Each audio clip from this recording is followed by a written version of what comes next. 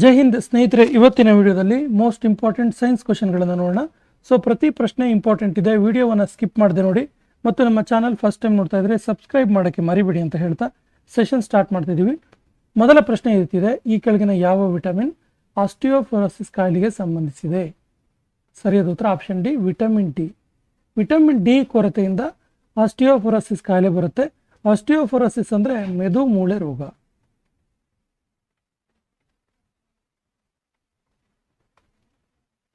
So osteoporosis ಕಾಯಿಲೆ vitamin D ಕೊರತೆಯಿಂದ ಬರುತ್ತೆ. ಮೆದು ಮೂಳೆಗಳು ವೀಕ್ ಆಗೋದು, ವೀಕ್ನೆಸ್ ಆಫ್ ಬೋನ್ಸ್, ಮೂಳೆಗಳು ವೀಕ್ ಆಗುವಂಥ ಒಂದು ಕಾಯಿಲೆ ಇದು. ಮೆದು ಮೂಳೆ ರೋಗ ಅಂತ ಕರಿತೀವಿ. ಇದು ಕ್ಯಾಲ್ಸಿಯಂ ಕೊರತೆಯಿಂದ ಆಗುತ್ತೆ. ಅಂದರೆ ವಿಟಮಿನ್ ಡಿ, ಕ್ಯಾಲ್ಸಿಯಂ ಕೊರತೆ. ಸೊ ವಿಟಮಿನ್ ಡಿ ಏನು ಮಾಡುತ್ತೆ ಕೇಳಿದ್ರೆ, ಆಹಾರದಲ್ಲಿನ ಕ್ಯಾಲ್ಸಿಯಮನ್ನು ರಕ್ತಕ್ಕೆ ಒದಗಿಸುತ್ತೆ ಮತ್ತು ದೇಹಕ್ಕೆ ಒದಗಿಸುತ್ತೆ. ಮತ್ತು ಸೂರ್ಯನ ಬೆಳಕಿನಲ್ಲಿ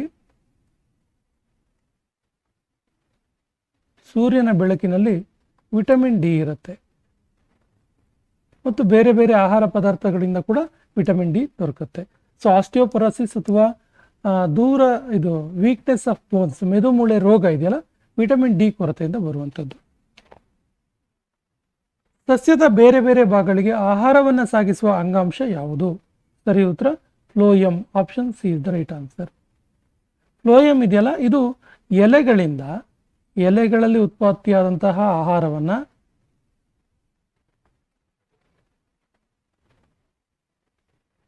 ಸಸ್ಯದ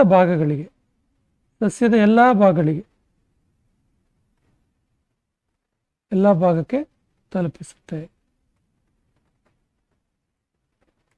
ಹಾಗಾದ್ರೆ ಕ್ಸೈಲಮ್ ಏನು ಮಾಡುತ್ತೆ ಕೇಳಿದ್ರೆ, ಕ್ಸೈಲಮ್ ಇದೆಯಲ್ಲ, ಕ್ಸೈಲಮ್ ಬೇರಿನಿಂದ ನೀರು ಮತ್ತು ಲವಣಗಳನ್ನು ಹೀರಿ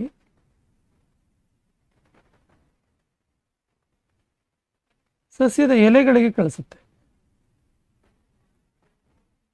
ಸೊ ಈ ಎಲೆಗಳಲ್ಲಿ ಆಹಾರ ಉತ್ಪತ್ತಿಯಾಗಿ ಎಲೆಗಳಿಂದ ಸಸ್ಯದ ಬೇರೆ ಬೇರೆ ಭಾಗಗಳಿಗೆ ಹೋಗುತ್ತೆ. ಈ ಕೆಳಗಿನ ಯಾವ ಕಾಯಿಲೆಯು ವೈರಸ್ನಿಂದ ಬರುತ್ತೆ? ಸರಿಯಾದ ಉತ್ತರ ರುಬೆಲ್ಲಾ ಎನ್ನುವಂಥ ಕಾಯಿಲೆ ವೈರಸ್ಸಿಂದ ಬರುತ್ತೆ. ಇದಕ್ಕೆ ಕಾರಣ ಟೊಗಾ ಎನ್ನುವಂಥ ವೈರಸ್,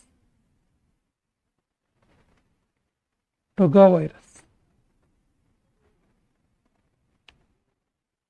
ಈ ಕೆಳಗಿನ ಯಾವ ಕಾಯಿಲೆಯು ಸಾಂಕ್ರಾಮಿಕ ಕಾಯಿಲೆ ಅಲ್ಲ? ಸರಿಯಾದ ಉತ್ತರ ಆಪ್ಷನ್ ಎ, ಡಯಾಬಿಟಿಸ್ ಅಥವಾ ಸಕ್ಕರೆ ಕಾಯಿಲೆ ಇದೆಯಲ್ಲ, ಇದು ಒಬ್ಬರಿಂದ ಒಬ್ಬರಿಗೆ ಹರಡೋದಿಲ್ಲ. ಸೊ ಸಕ್ಕರೆ ಕಾಯಿಲೆ ಇದೆಯಲ್ಲ, ಇದು ಸಾಂಕ್ರಾಮಿಕ ಕಾಯಿಲೆ ಅಲ್ಲ. ಸೊ ಸಕ್ಕರೆ ಕಾಯಿಲೆಗೆ ಮನುಷ್ಯನ ದೇಹದಲ್ಲಿ ರಕ್ತದಲ್ಲಿ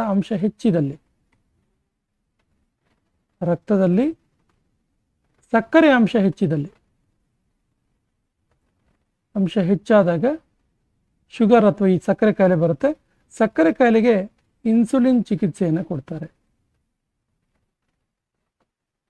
ಸೊ ಮನುಷ್ಯನ ದೇಹದಲ್ಲಿ ಇನ್ಸುಲಿನ್ ಕೊರತೆ ಆದಾಗ ಕೂಡ ಸಕ್ಕರೆ ಕಾಯಿಲೆ ಬರುತ್ತೆ. ಆಗ ಇನ್ಸುಲಿನ್ ಅನ್ನು ಹಾಕೋದ್ರ ಮೂಲಕ, ಇಂಜೆಕ್ಟ್ ಮಾಡೋದ್ರ ಮೂಲಕ, ಚಿಕಿತ್ಸೆ ಮಾಡೋದ್ರ ಮೂಲಕ ಸಕ್ಕರೆ ಕಾಯಿಲೆಯನ್ನು ಕಡಿಮೆ ಮಾಡ್ತಾರೆ.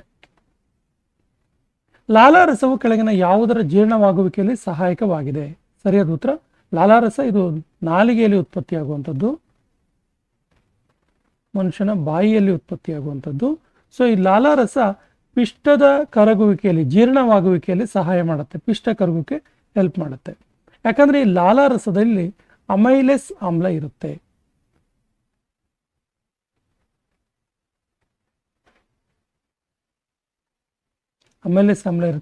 ಇದಕ್ಕೆ ಟ್ಯಾಲಿನ್ ಅಂತ ಕೂಡ ಕರೀತಾರೆ.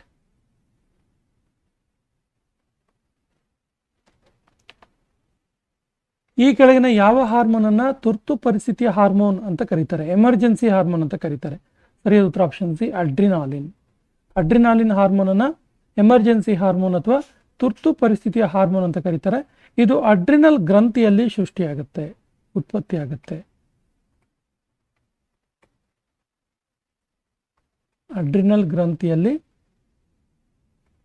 ಉತ್ಪತ್ತಿಯಾಗುತ್ತೆ. ಇದು ಯಾಕೆ ಇದಕ್ಕೆ ತುರ್ತು ಪರಿಸ್ಥಿತಿ ಹಾರ್ಮೋನ್ ಅಂತ ಕರೀತಾರೆ ಅಂತ ಕೇಳಿದ್ರೆ, ಮನುಷ್ಯನಿಗೆ ಸ್ಟ್ರೆಸ್ ಉಂಟಾದಾಗ, ಒತ್ತಡ ಉಂಟಾದಾಗ ತತ್ಕ್ಷಣದ ಪ್ರತಿಕ್ರಿಯೆಗೆ ಉಂಟಾಗುವಂಥ ಒಂದು ಹಾರ್ಮೋನ್ ಆಗಿದೆ ಇದು ಅಡ್ರಿನಾಲಿನ್ ಹಾರ್ಮೋನ್. ಇದು ಅಡ್ರಿನಲ್ ಗ್ರಂಥಿಯಲ್ಲಿ ಸೃಷ್ಟಿಯಾಗುತ್ತೆ. ಹಾಗಾಗಿ ಇದಕ್ಕೆ ತುರ್ತು ಪರಿಸ್ಥಿತಿಯ ಹಾರ್ಮೋನ್ ಅಂತ ಕರೀತಾರೆ. ಮಾಂಸಖಂಡದಿಂದ ಮೂಳೆಗಳಿಗೆ ಸಂಪರ್ಕ ಕಲ್ಪಿಸುವ ಅಂಗಾಂಶ ಯಾವುದು? ಸರಿಯಾದ ಉತ್ತರ ಟೆಂಡಾನ್ ಅಂಗಾಂಶ. Option C is the right answer. ಈ ಕೆಳಗಿನ ಯಾವ ರಕ್ತದ ಗುಂಪನ್ನ ಸಾರ್ವತ್ರಿಕ ಸ್ವೀಕಾರಿ ಯೂನಿವರ್ಸಲ್ ಅಕ್ಸೆಪ್ಟರ್ ಅಂತ ಕರೀತಾರೆ? ಸರಿಯಾದ ಉತ್ತರ AB ಪಾಸಿಟಿವ್. AB ಪಾಸಿಟಿವ್ ಅನ್ನ ಯೂನಿವರ್ಸಲ್ ಅಕ್ಸೆಪ್ಟರ್ ಅಥವಾ ಸಾರ್ವತ್ರಿಕ ಸ್ವೀಕಾರಿ ಅಂತ ಕರೀತಾರೆ.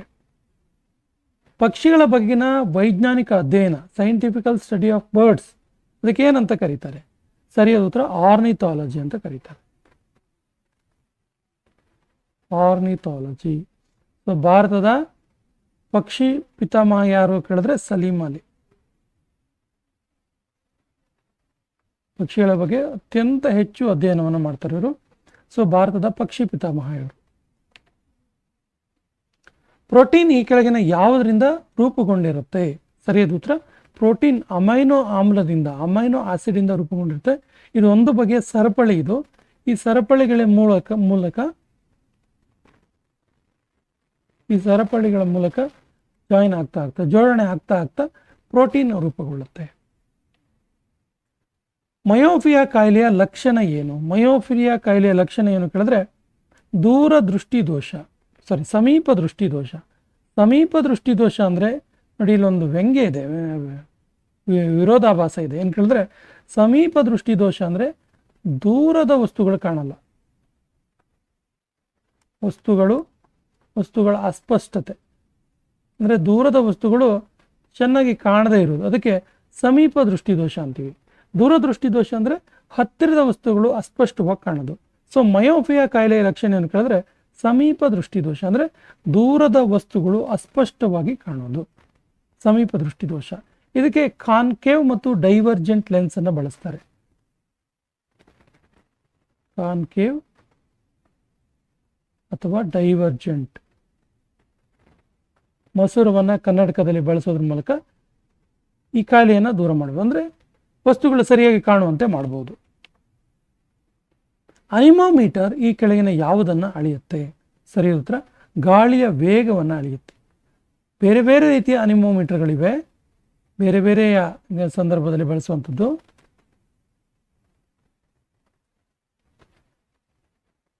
ಸೊ ಈ ಅನಿಮೋಮೀಟರ್ನ ಮೂಲ ಕೆಲಸ ಏನು ಕೇಳಿದ್ರೆ ಗಾಳಿಯ ವೇಗವನ್ನು ಅಳೆಯೋದು. ನೀರಿನ ಸಾಂದ್ರತೆಯು ಈ ಕೆಳಗಿನ ಯಾವ ಅಂಶದಲ್ಲಿ ಹೆಚ್ಚಾಗಿರುತ್ತೆ? ಸರಿಯಾದ ಉತ್ತರ 4 ಡಿಗ್ರಿ ಸೆಲ್ಸಿಯಸ್. ಸೊ ನೀರು 0 ಡಿಗ್ರಿ ಸೆಲ್ಸಿಯಸ್ನಿಂದ 4 ಡಿಗ್ರಿ ಸೆಲ್ಸಿಯಸ್ವರೆಗೆ ಕಾದಾಗ ಅದರ ಸಾಂದ್ರತೆ ಹೆಚ್ಚುತ್ತಾ ಹೋಗಿ 4 ಡಿಗ್ರಿ ಸೆಲ್ಸಿಯಸ್ ಅಲ್ಲಿ ಸಾಂದ್ರತೆ ಹೆಚ್ಚಾಗುತ್ತೆ, ಅನಂತರ ಅದು ಕಡಿಮೆ ಆಗ್ತಾ ಹೋಗುತ್ತೆ. ಇದಕ್ಕೆ ನೀರಿನ ಅಸಂಗತ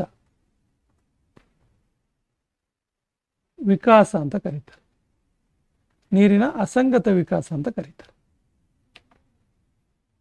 ರೀಡಿಂಗ್ ಗ್ಲಾಸ್ಗಳಲ್ಲಿ ಬಳಸುವ ಮಸೂರ ಯಾವುದು? ಓದು ಕನ್ನಡಕ ಅಥವಾ ಓದಲಿಕ್ಕೆ ಬಳಸುವಂಥ ಕನ್ನಡಕಗಳಲ್ಲಿ ಬಳಸುವಂಥ ಮಸೂರ ಯಾವುದು? ಸರಿಯಾದ ಉತ್ತರ ಕಾನ್ವೆಕ್ಸ್ ಲೆನ್ಸ್ ಅಥವಾ ಪೀನ ಮಸೂರ.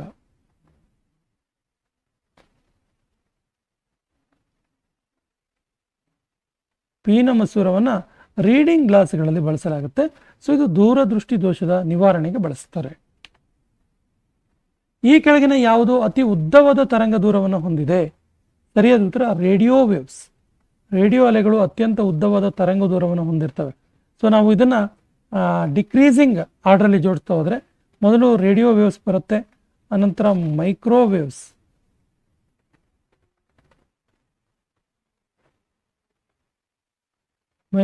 ನಂತರ ಇನ್ಫ್ರಾರೆಡ್ ತರಂಗಗಳು, ಆನಂತರ ಬರುವಂಥದ್ದು ವಿಜುವಲ್ ಅಂದರೆ ಕಣ್ಣಿಗೆ ಕಾಣಿಸುವಂತಹ ತರಂಗಗಳು, ಅನಂತರ ಅಲ್ಟ್ರಾವೈಲೆಟ್ ತರಂಗ, ಅನಂತರ ಎಕ್ಸ್ರೇ ತರಂಗ ಮತ್ತು ಕೊನೆಯಲ್ಲಿ ಗಾಮಾ ತರಂಗ. ಸೊ ಪ್ರಶ್ನೆ ಈ ರೀತಿ ಕೂಡ ಕೇಳ್ಬೋದು, ಕೆಳಗಿನ ಯಾವುದು ಅತಿ ಕಡಿಮೆ ತರಂಗ ದೂರವನ್ನು ಹೊಂದಿದೆ ಕೇಳಿದ್ರೆ ಗಾಮಾ ಅಂತ ಗೊತ್ತಿರಲಿ, ಅತಿ ಹೆಚ್ಚು ರೇಡಿಯೋ ಅಲೆಗಳು. ವಿದ್ಯುತ್ ಬಲ್ಬ್ಗಳಲ್ಲಿ ಬಳಸುವ ಫಿಲಮೆಂಟ್ ಯಾವುದು? ಸರಿಯಾದ ಉತ್ತರ ಆಪ್ಷನ್ ಸಿ, ಟಂಗ್ಸ್ಟನ್. ವಿದ್ಯುತ್ ಬಲ್ಬ್ಗಳಲ್ಲಿ ಟಂಗ್ಸ್ಟನ್ ಅನ್ನು ಬಳಸಲಾಗುತ್ತೆ. ಅಲ್ಟಿಮೀಟರ್ ಈ ಕೆಳಗಿನ ಯಾವುದನ್ನು ಅಳೆಯುತ್ತೆ? ಸರಿಯಾದ ಉತ್ತರ ಇದು ಎತ್ತರವನ್ನು ಅಳೆಯುವಂಥದ್ದು. ಎತ್ತರ ಅಥವಾ ಆಲ್ಟಿಟ್ಯೂಡ್ ಅನ್ನು ಅಳೆಯುತ್ತೆ. ಸಾಮಾನ್ಯವಾಗಿ ವಸ್ತುಗಳ ಎತ್ತರವನ್ನು ಅಳೆಯೋದು ಯಾವುದು ಕೇಳಿದ್ರೆ ಅಲ್ಟಿಮೀಟರ್. ಪ್ಯಾಥೋಮೀಟರ್ ಕೆಳಗಿನ ಯಾವುದನ್ನು ಅಳೆಯುತ್ತೆ? ಸರಿಯಾದ ಉತ್ತರ ಇದು ನೀರಿನ ಆಳವನ್ನು ಅಳೆಯುತ್ತೆ, ವಿಶೇಷವಾಗಿ ಸಮುದ್ರದ ಆಳ. ನೀರಿನ ಆಳವನ್ನು ಪ್ಯಾಥೋಮೀಟರ್ಲಿ ಅಳೆಯಲಾಗುತ್ತೆ. ಈ ಕೆಳಗಿನ ಯಾವುದು ಬೇಕಿಂಗ್ ಸೋಡಾ ಅಥವಾ ಅಡುಗೆ ಸೋಡಾ? ಅಡುಗೆ ಸೋಡಾ ಯಾವುದು ಅಂತ ಕೇಳಿದರೆ, ಬೇಕಿಂಗ್ ಸೋಡಾ ಅಥವಾ ಅಡುಗೆ ಸೋಡಾ ಯಾವುದು ಕೇಳಿದ್ರೆ ಸೋಡಿಯಂ ಬೈಕಾರ್ಬೋನೇಟ್. ಇದರ ಅಣುಸೂತ್ರ NaHCO3.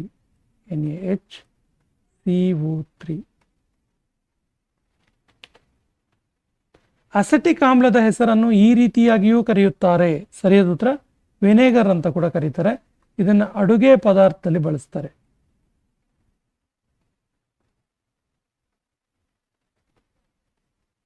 ನೋಡಿ, ಅಸೆಟಿಕ್ ಆಮ್ಲದ ಬಳಕೆ ಎಲ್ಲಾಗುತ್ತೆ ಕೇಳಿದ್ರೆ ಅಡುಗೆಯಲ್ಲಿ ಅಂತ ಗೊತ್ತಿರಲಿ, ಯಾಕಂದ್ರೆ ವಿನೆಗರ್ ಅಂತ ಇದನ್ನ ಕರೀತಾರೆ. ವಿನೆಗರ್ ಆಗಿದೆ. ಅಸೆಟಿಕ್ ಆಮ್ಲ ಅಂದ್ರೆ ವಿನೆಗರ್. ಈ ಕೆಳಗಿನ ಯಾವುದರಲ್ಲಿ pH ಮೌಲ್ಯ 7 ಇರುತ್ತೆ? pH ಮೌಲ್ಯ 7 ಎಲ್ಲಿರುತ್ತೆ ಕೇಳಿದ್ರೆ ಶುದ್ಧ ನೀರಿನಲ್ಲಿರುತ್ತೆ. ಅಂದ್ರೆ pH ಮೌಲ್ಯ ಇಲ್ಲಿ ನ್ಯೂಟ್ರಲ್ ಆಗಿರುತ್ತೆ, ತಟಸ್ಥವಾಗಿರುತ್ತೆ.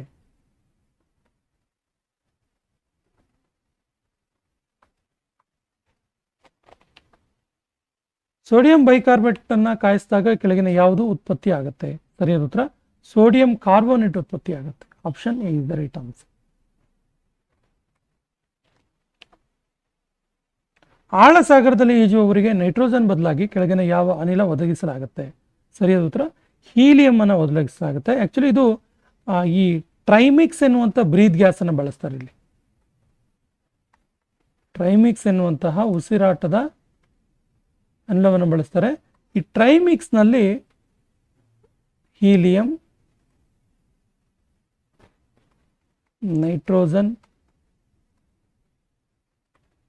ಮತ್ತು ಆಕ್ಸಿಜನ್ ಈ ಮೂರನ್ನು ಕೂಡ ಇಲ್ಲಿ ಸೇರಿಸಲಾಗಿರುತ್ತೆ ಟ್ರೈಮಿಕ್ಸ್ ನಲ್ಲಿ. ಹಾಗಾಗಿ 3 ಆಮ್ಲಗಳ ಮಿಶ್ರಣ ಅಂತ ಕರಿಬೋದಕ್ಕೆ ಟ್ರೈ ಅಂತಿರೋದು. ಬ್ರೀದಿಂಗ್ ಗ್ಯಾಸ್ ಇದು. ಈ ಕೆಳಗಿನ ಯಾವ ವಸ್ತು ಲೋಹ ಮತ್ತು ಅಲೋಹವಾಗಿ ವರ್ತಿಸುತ್ತೆ? ಸರಿಯಾದ ಉತ್ತರ boron. Option D is the right answer. ಲೋಹ ಮತ್ತು ಅಲೋಹವಾಗಿ ವರ್ತಿಸುವಂತಹ ವಸ್ತುಗಳಿಗೆ ಮೆಟಲಾಯ್ಡ್ಗಳು ಅಂತ ಕರೀತಾರೆ.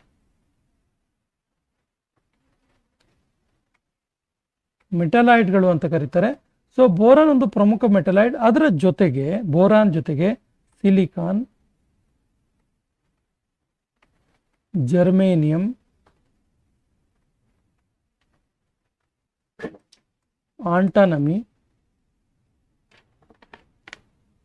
ಇವುಗಳು ಕೂಡ ಪ್ರಮುಖವಾದ ಮೆಟಲಾಯ್ಡ್ಗಳಾಗಿದ್ದಾವೆ. ಇವುಗಳು ಕೂಡ ಸಿಲಿಕಾನ್, ಜರ್ಮೇನಿಯಂ, ಆಂಟನಿಯಂ ಮತ್ತು ಬೋರಾನ್ ಇವೆಲ್ಲವೂ ಕೂಡ ಲೋಹ ಮತ್ತು ಅಲೋಹವಾಗಿ ವರ್ತಿಸ್ತವೆ. ಸೋಡಿಯಂ ಕಾರ್ಬೋನೇಟ್ ಅನ್ನು ಸಾಮಾನ್ಯವಾಗಿ ಈ ರೀತಿ ಕರೀತಾರೆ. ಸಾಮಾನ್ಯ ಭಾಷೆಯಲ್ಲಿ ಇದಕ್ಕೆ ವಾಷಿಂಗ್ ಸೋಡಾ ಅಂತ ಕರೀತಾರೆ. Option B is the right answer. ಯಾವ ಎಂಜೈಮ್ ಹೊಟ್ಟೆಯಲ್ಲಿನ ಪ್ರೋಟೀನ್ ಅನ್ನು ಕರಗಿಸುತ್ತೆ? ಸರಿಯಾದ ಉತ್ತರ ಪೆಪ್ಸಿನ್. ಇದು ಪ್ರೋಟೀನ್ ಅನ್ನು ಕರಗಿಸುವಂಥದ್ದು. ಈ ಸೆಷನ್ ಕೊನೆಯ ಪ್ರಶ್ನೆ ಇರುತ್ತಿದೆ, ಮನುಷ್ಯನ ದೇಹದ ಅತಿ ದೊಡ್ಡ ಗ್ರಂಥಿ ಯಾವುದು? ಆಪ್ಷನ್ಸ್ ಈ ರೀತಿ ಇದೆ: liver, thyroid, pituitary, salivary gland. ಸರಿಯಾದ ಉತ್ತರವನ್ನು ಕಮೆಂಟ್ ಬಾಕ್ಸಲ್ಲಿ ಕಮೆಂಟ್ ಮಾಡಿ. ಮತ್ತು ನಮ್ಮ ಚಾನಲ್ ಫಸ್ಟ್ ಟೈಮ್ ನೋಡ್ತಾ ಇದ್ರೆ ಸಬ್ಸ್ಕ್ರೈಬ್ ಮಾಡೋಕ್ಕೆ ಮರಿಬೇಡಿ ಅಂತ ಹೇಳ್ತಾ ಸೆಷನ್ ಕಂಪ್ಲೀಟ್ ಮಾಡ್ತಾ ಇದ್ದೀವಿ. ಜೈ ಹಿಂದ್.